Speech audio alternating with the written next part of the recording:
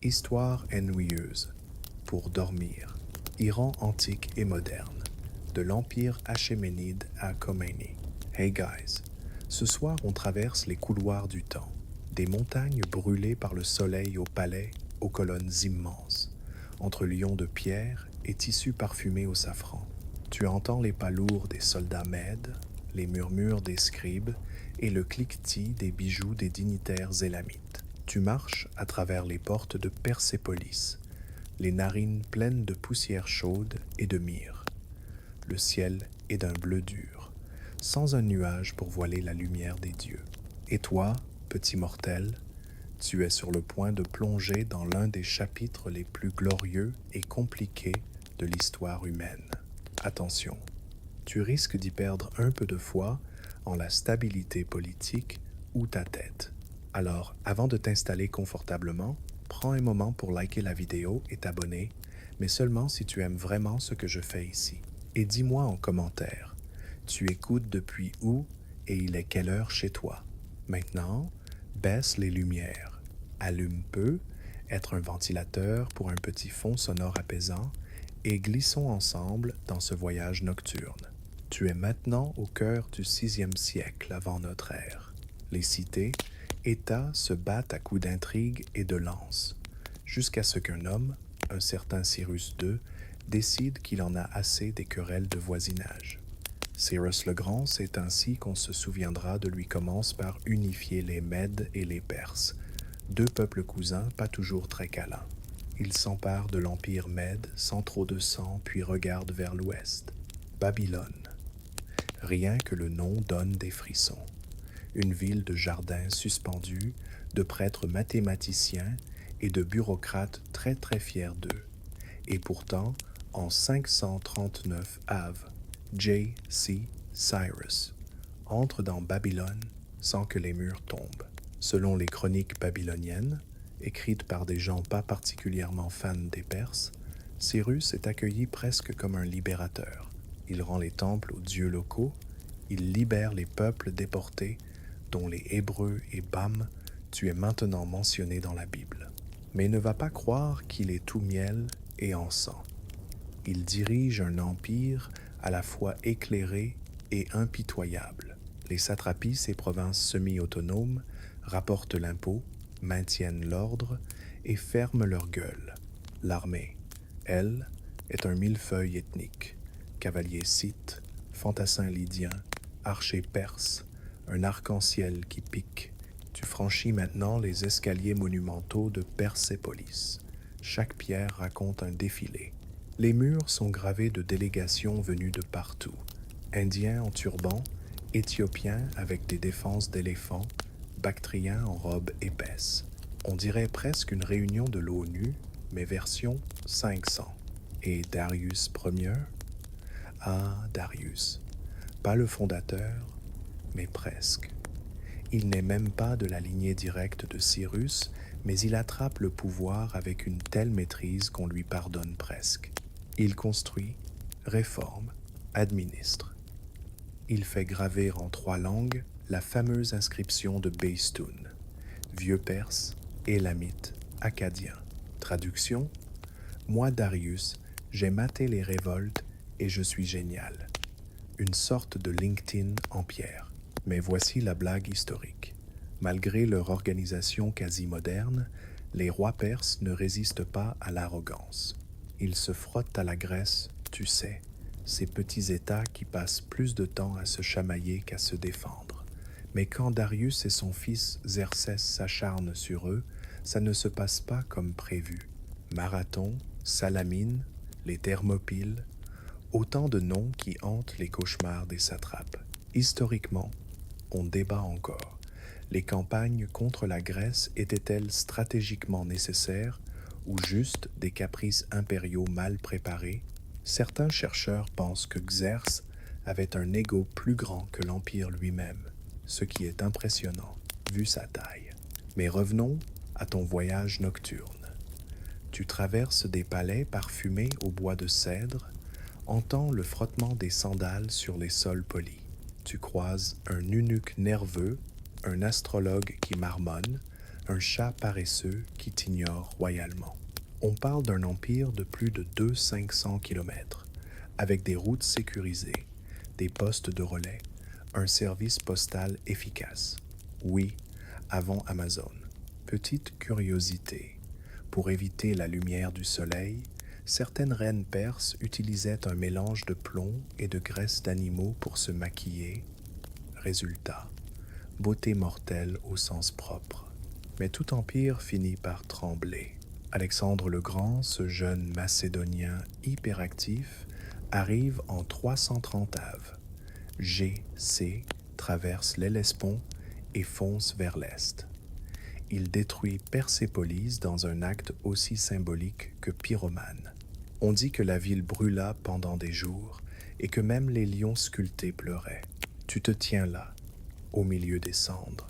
Les colonnes noircies s'élèvent comme des fantômes. Le vent chaud emporte des grains de sable et de souvenirs. Ce n'est plus l'empire de Cyrus, mais ces fantômes murmurent encore entre les pierres. Tu avances maintenant sur une terre à la fois familière et méconnaissable. Les cendres de l'empire achéménide ont à peine refroidi que d'autres joueurs posent leurs pions sur le grand échiquier persan. Alexandre est mort apparemment d'un excès de conquête, d'alcool ou d'ego. Les versions divergent et son empire est partagé entre ses généraux, comme un gâteau trop grand pour une seule bouche. En Perse, ce sont les Séleucides qui s'installent, grecs jusqu'à la moelle, mais pas tout à fait maîtres de la maison. Tu te retrouves dans une cour hellénistique. Les statues ont les boucles grecques, les inscriptions sont en grec, mais les marchands parlent toujours vieux perse dans les allées. Ce mélange culturel est à la fois riche et instable. Très vite, dans les recoins montagneux du nord-est, un nouveau souffle se lève, les Parthes. Eux, ils ne s'habillent pas en toge. Ils préfèrent le pantalon, une révolution à l'époque, presque aussi audacieuse que d'inventer le popcorn au cinéma. Les Parthes montent à cheval comme s'ils étaient nés dessus. Ils te font une démonstration de la fameuse flèche parthe. Ils galopent, puis sans se retourner, décochent une flèche en arrière, te visant en pleine poitrine avec élégance. Pratique quand tu veux fuir tout en insultant. Ils repoussent les Séleucides, puis les Romains, puis à peu près tout le monde. Leur capitale, Ctésiphon, devient un centre du monde oriental, une cité de jardins, de marbre et de manigance. Mais les Parthes, malgré leur bravoure, gèrent leur empire comme on trie une armoire à chaussettes, très peu souvent et avec une logique obscure. Leur système féodal plein de roitelets locaux finit par les faire chuter. Au IIIe siècle, un certain Ardachir décide que ça suffit. Il écrase les derniers Parthes et fonde l'empire sassanide. Nouveau look, nouvelle loi, même vieille ambition. Être l'empire avec un grand E. Tu assistes à la renaissance d'une Perse centralisée, administrative, religieuse et un brin mégalo. Les Sassanides se voient comme les successeurs spirituels des Achéménides. Ils adoptent le zoroastrisme comme religion d'État. Ah, Zoroastre, ce prophète mystérieux, probablement né quelque part en Iran oriental, qui prône la dualité du bien et du mal, du feu sacré et des ténèbres.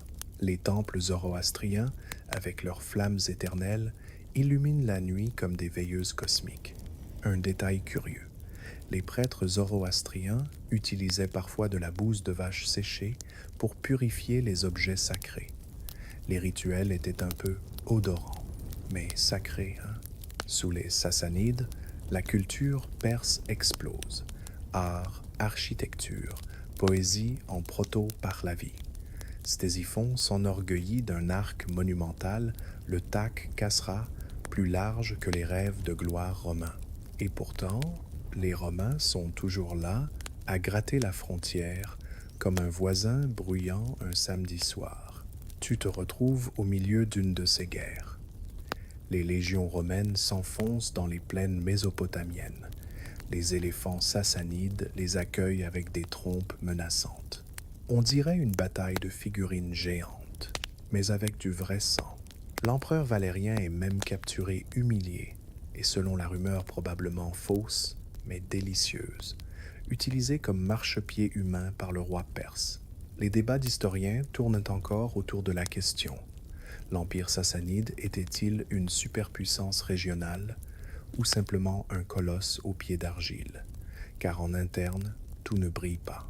Les guerres de succession, les hérésies religieuses, les frictions sociales, et au 7e siècle, tout bascule. À l'ouest, une nouvelle force surgit du désert, l'islam. Les armées arabes surgissent avec une vitesse fulgurante. En 636, à la bataille d'Al-Qadisiyah, l'armée sassanide s'effondre. Le dernier roi, Yezgard III, s'enfuit, pourchassé, puis assassiné dans un moulin, ce qui, avouons-le, n'est pas la fin la plus royale. Tu marches dans les rues silencieuses d'une Perse vaincue, mais pas soumise. Car malgré la conquête islamique, l'identité perse se reforme, se faufile, se glisse dans les nouvelles structures. La langue arabe devient officielle, mais le farsi ou persan revient bientôt en force, porté par des poètes comme Ferdowsi, 1000 ans plus tard, dans son Shahnameh, véritable Iliade de la Perse. La mémoire des rois anciens ne meurt pas. Elle s'endort comme toi, peut être sous des couches de récits, de ruines, de vers murmurés.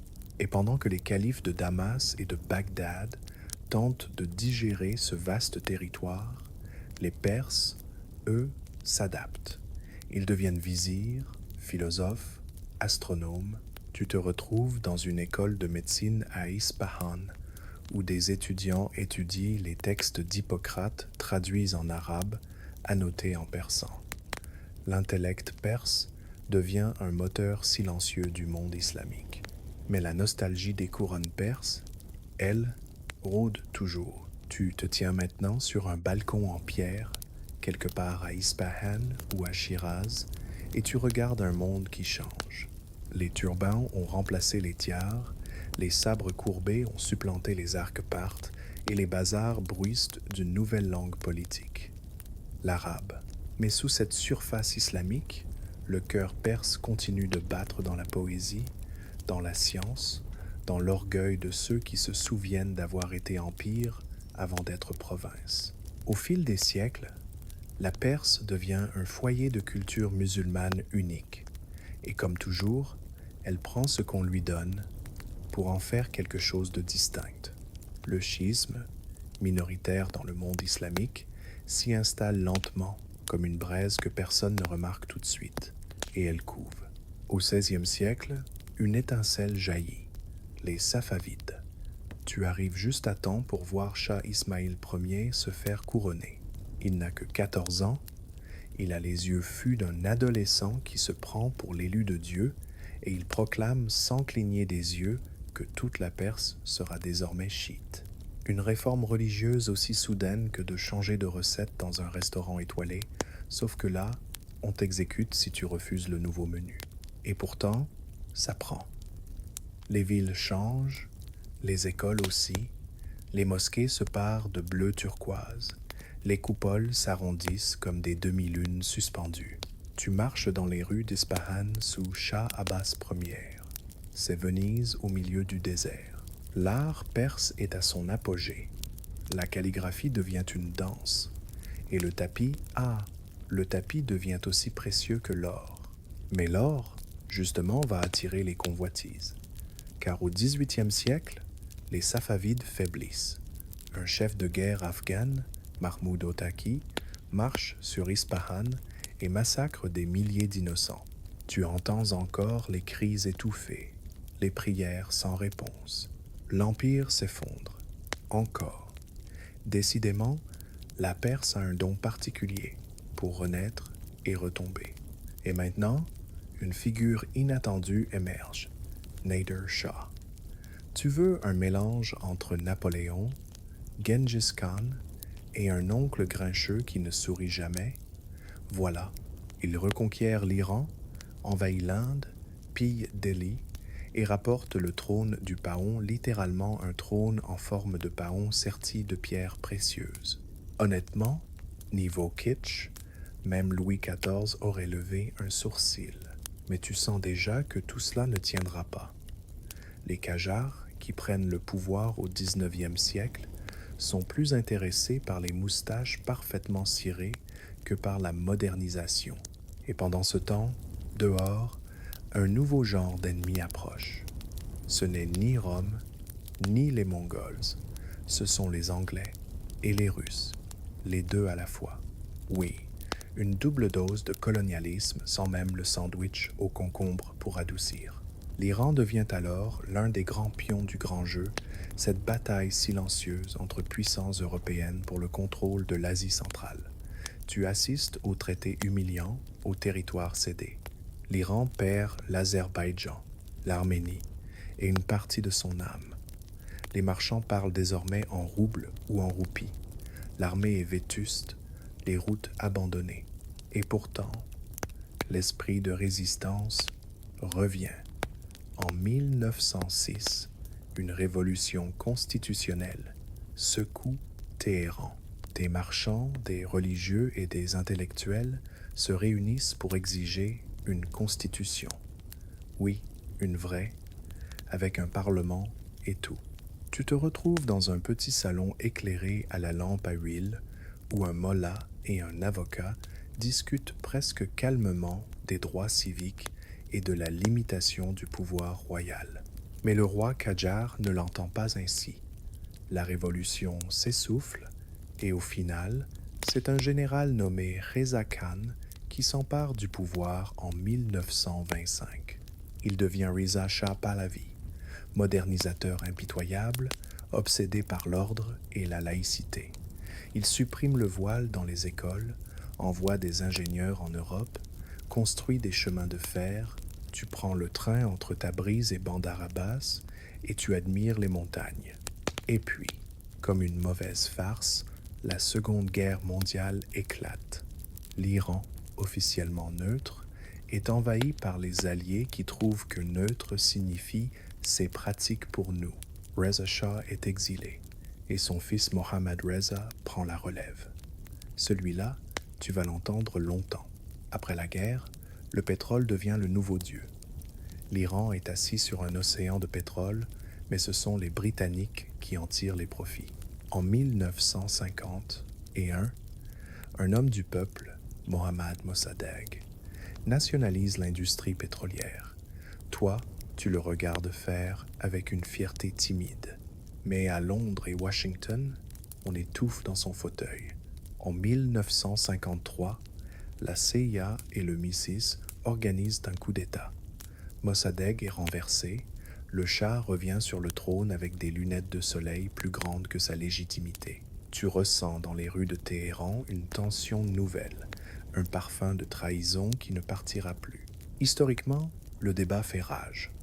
Mossadegh était-il un héros démocrate ou un populiste dangereux? Les avis divergent, mais ce qui est certain, c'est que rien ne sera plus jamais comme avant.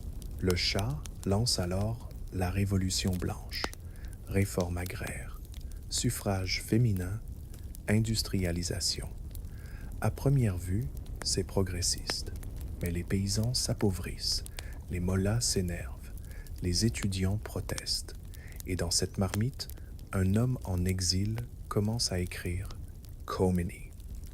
Tu n'as encore rien vu. Tu es maintenant en 1979. L'hiver est sec. Les rues de Téhéran vibrent d'un grondement sourd.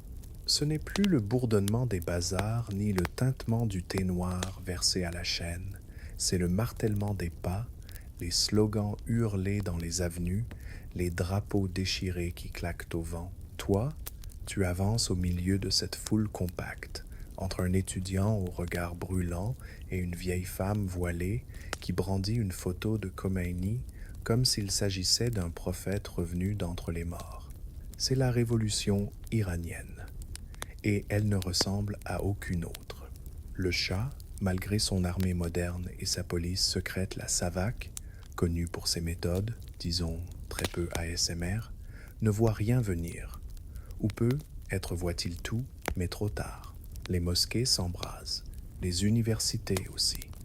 L'exil du vieil ayatollah, retranché en France à Néofleux-le-Château, oui, tu as bien entendu, n'a fait que nourrir la légende. Ces cassettes audio circulent clandestinement comme des reliques modernes. Tu en écoutes une, voix grave, calme, tranchante, comme une dague sous un oreiller. Et un jour, le choc. Le Shah quitte l'Iran. Le peuple danse, pleure, prie. Et Khomeini revient, debout sur l'échelle de l'avion Air France, comme Moïse descendant du Sinaï. Tu pourrais presque entendre une bande-son dramatique dans ta tête. Mais ce n'est pas un film. C'est une transformation. L'Iran devient officiellement une république islamique. Des femmes retirent leur maquillage à contre-cœur. D'autres, au contraire, enfilent leur tchador avec fierté. Les lois changent, le temps change. Même le calendrier est réformé pour effacer la dynastie Pahlavi. On ne parle plus en année après Hijra, mais en année de la Révolution. Et toi, tu observes les contradictions. Les intellectuels qui ont aidé à renverser le Shah se retrouvent en prison.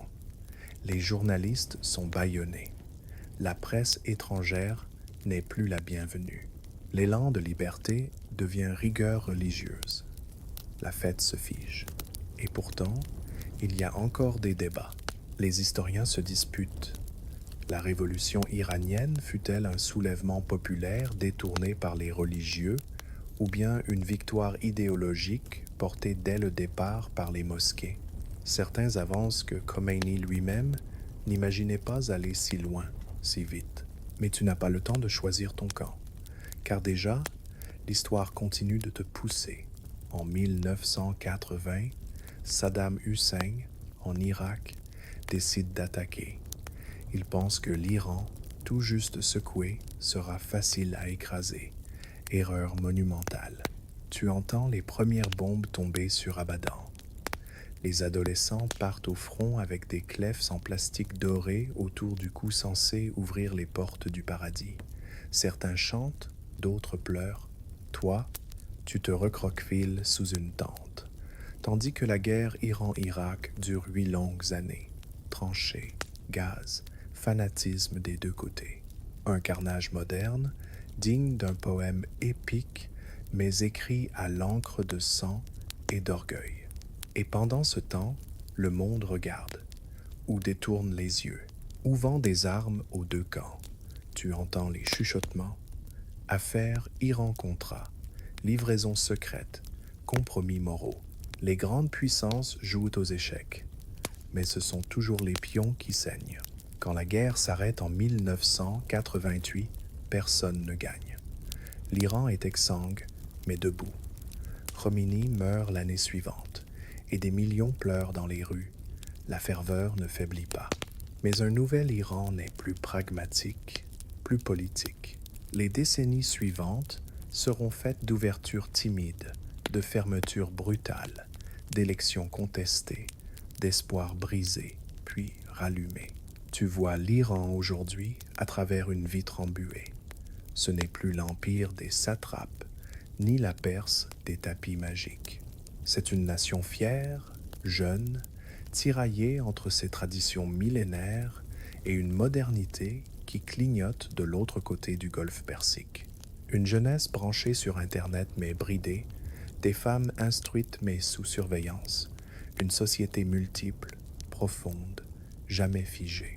Et toi, au fond de ce rêve historique, tu te souviens de Cyrus, de Darius, de Ferdowsi, de Mossadegh, tous des visages sur les murs invisibles de l'Iran. Tous encore là, dans les pierres, les poèmes, les silences. L'histoire n'est jamais finie.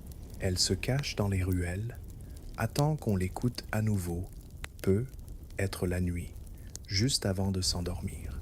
Alors maintenant, repose-toi un peu.